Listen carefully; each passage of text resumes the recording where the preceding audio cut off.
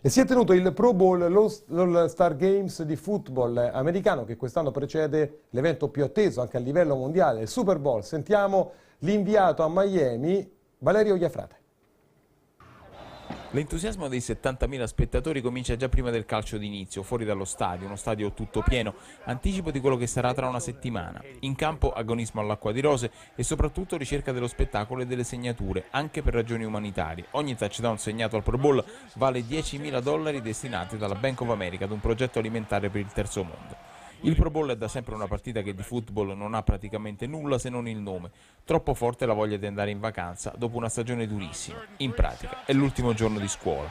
Alla fine ha vinto la selezione dell'American Conference 41-34, pareggiando il conto totale dei confronti. Le due conference adesso hanno vinto 20 Pro Bowl a testa.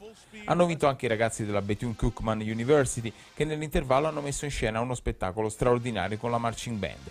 L'unico che ha perso in questa festa è Brand McKinney, uomo di linea dei Minnesota Vikings, selezionato per il Pro Bowl, cacciato il giorno prima della partita. Aveva annotato su Twitter, il suo social network, di aver trascorso la notte in una discoteca per assistere ad uno spettacolo di cheerleaders. Le regole NFL sono severe e valgono sempre, anche prima dell'ultimo giorno di scuola.